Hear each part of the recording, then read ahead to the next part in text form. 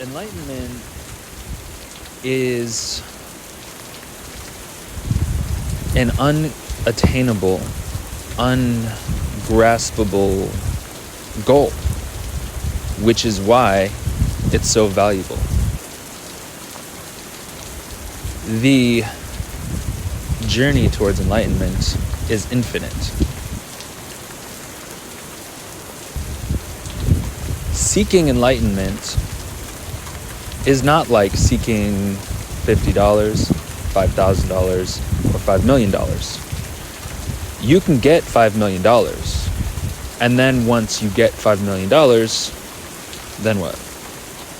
You can lose it, or you can use it to get more money or do something with it.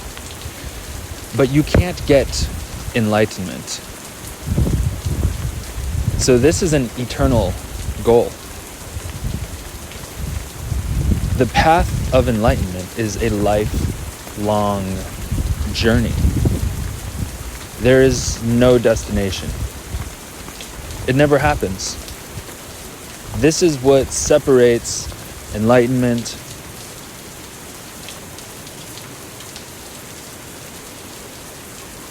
from all other goals.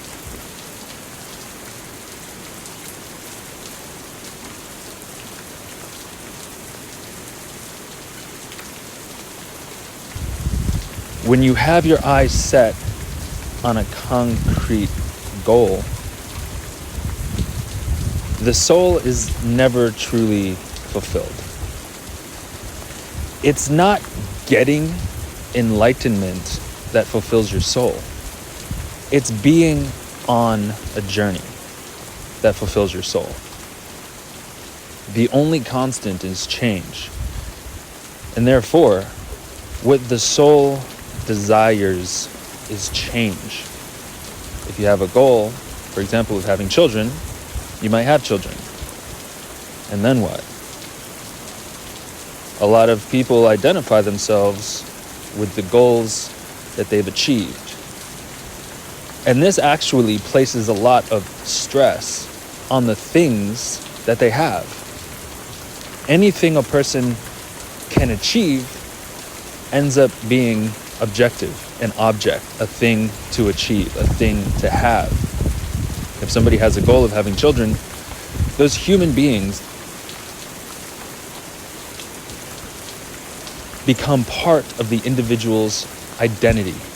And everything that thing does, thinks, and feels affects the way the individual thinks and feels about themselves, because they identify with those things.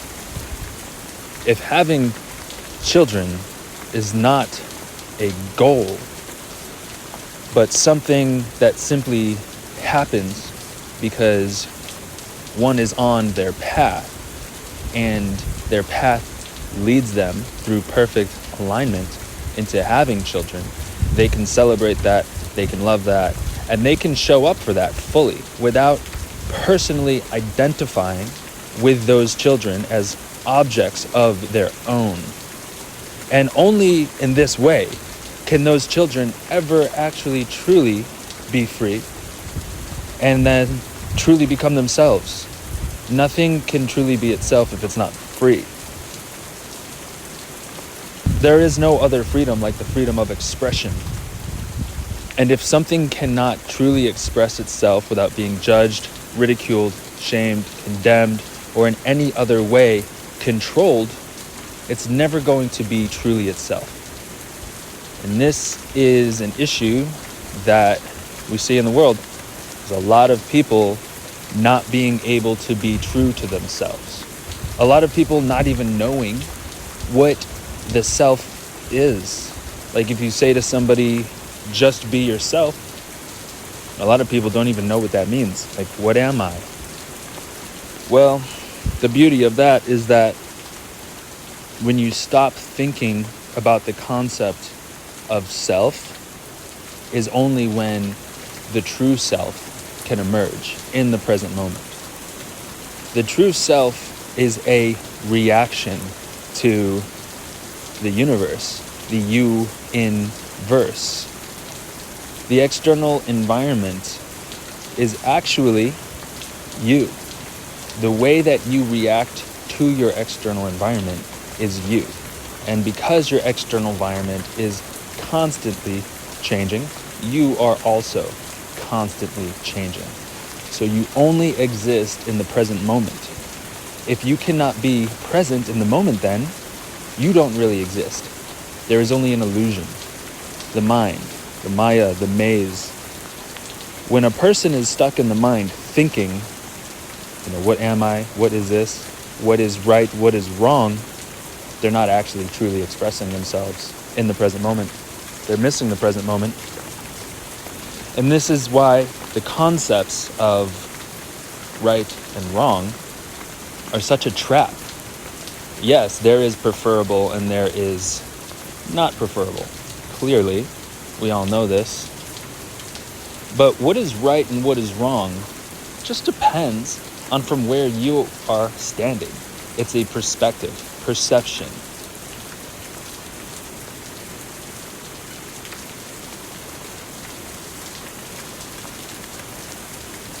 What is wrong to a terrorist is right to a hero.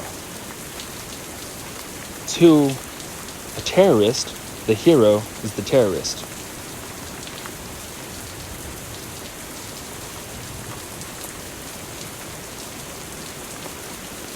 To a terrorist, the hero is the terrorist.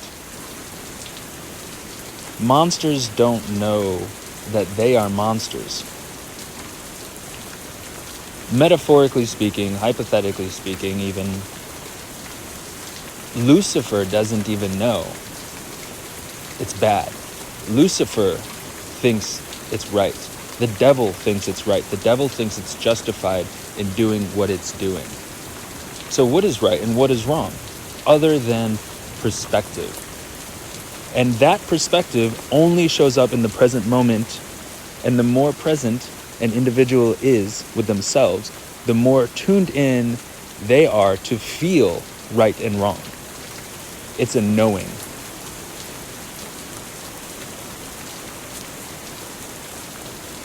It's not a rule, a law. It's a knowing that shows up in the present moment. This is right, this is wrong. It's either an all-in 100% fuck yes, or it's a no. Maybe does not exist. Trying does not exist. You can be or you cannot be. You can't try to be. Trying to be is actually not being. The longer somebody tries, the longer they're not. Until they stop trying and then suddenly they are what they are, whatever that is in the present moment. This is enlightenment. This is all potentially triggering to a lot of people. All of these concepts, these concepts of right and wrong. This is enlightenment. When we get rid of these concepts, we let them go, we drop them.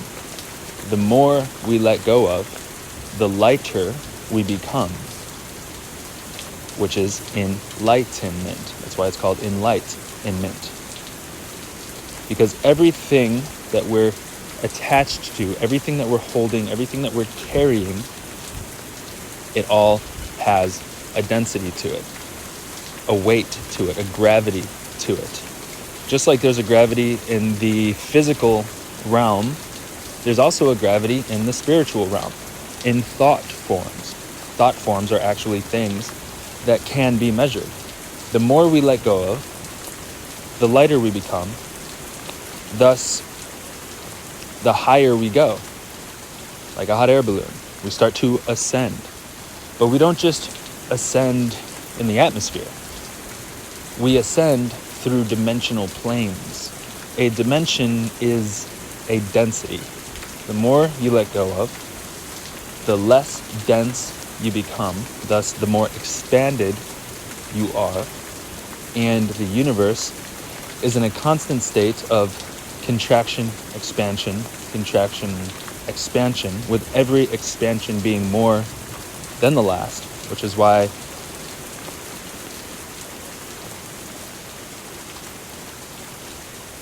you have to brace yourself in order to jump. That's the universe. And this is you, the you inverse. You want to know how the universe works? Just look at how you work. The universe is a reflection of you.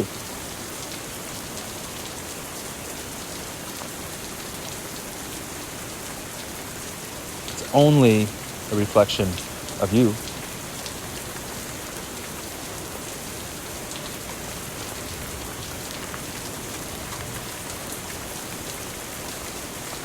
The view of you. Everything that you see is a view of you. Everything that you see is of you. Everything that you see is a view. That's why it's called a view. A view. Everything that you see is you. This is enlightenment. This is how it works, how it unfolds. So when I say the keys to enlightenment, I'm not saying I'm enlightened. And I'm not saying by reading my book, The Keys to Enlightenment, you will become enlightened. What I'm saying is that the process of reading my book, Lucid Living, The Keys to Enlightenment, is literally the process of enlightenment. As you begin to read the words, you become lighter while you read them. But only if you actually read them. You can see words without reading them, just like you can hear words without listening to them. Just because you're seeing it doesn't mean you're really reading.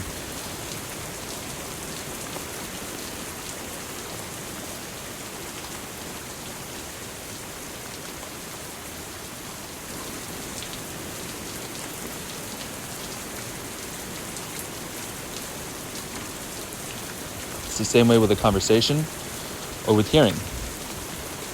A person can hear words, but simply debate everything that they're hearing in their own mind. Even if they're not debating out loud, they can be arguing everything they're hearing. So they're not actually receiving, they're not actually understanding, they're just blocking. So listening and reading, both works the same way. And that's how everything is in life. A person can be looking around, observing life around them, and in their head arguing with everything about life, judging it, blocking it, or they can be receiving it all. Receiving is seeing twice, which is why it's called re-see. You see it once, and then you see it again. That's when you receive.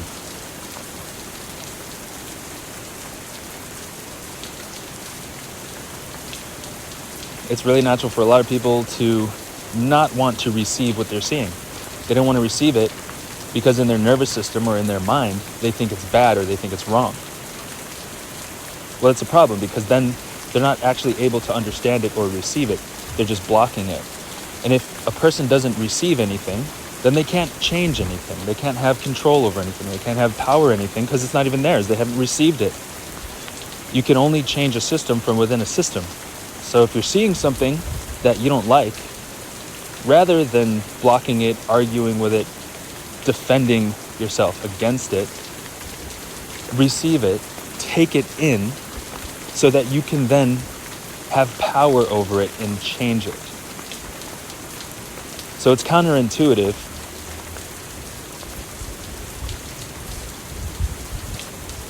Because you might not want to become part of something you don't like.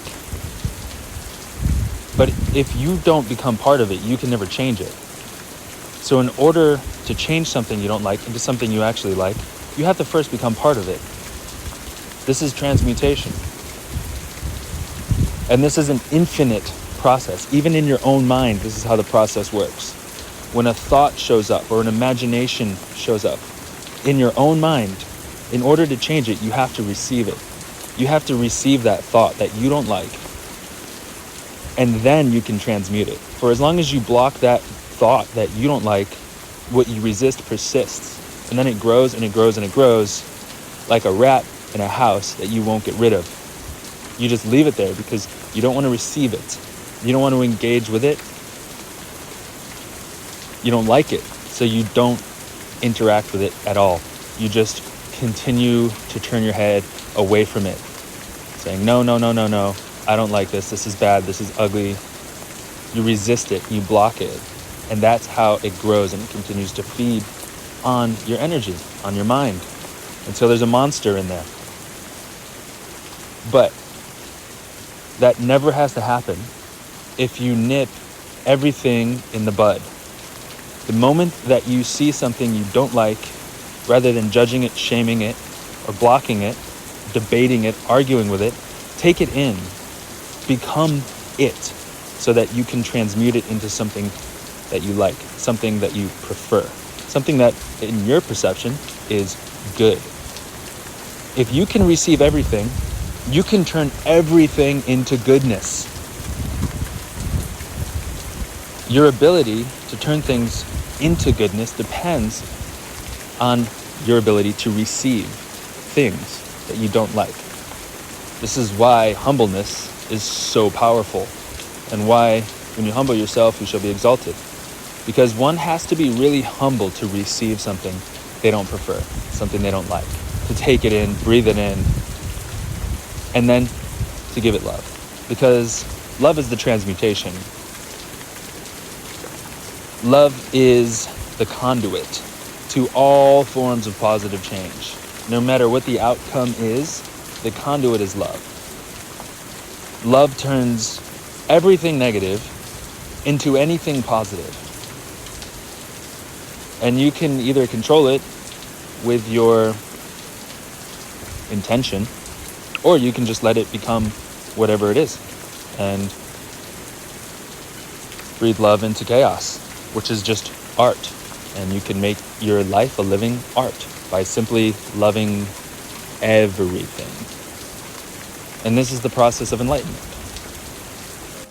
Now, the question is, are these two fishes involved in a fight?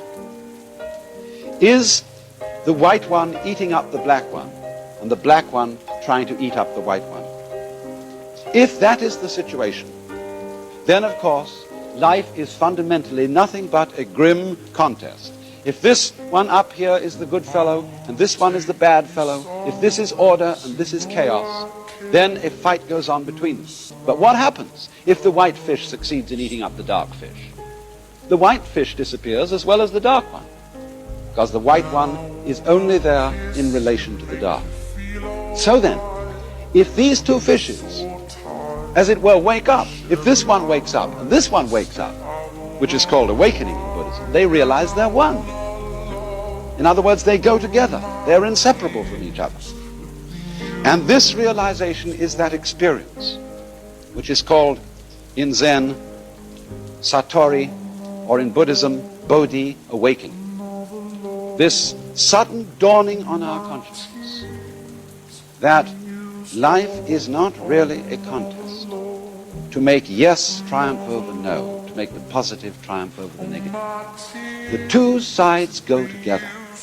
And then one sees in this strange way that underlying all that is negative in the world, all that is in a way painful and evil, there is a kind of necessity to it. It goes with the good. It is necessary for the good. Disorder is necessary for the manifestation of order, just as you must have, say, a black background to show up a light figure. And then when one sees that, a profound transformation takes place in one's attitude.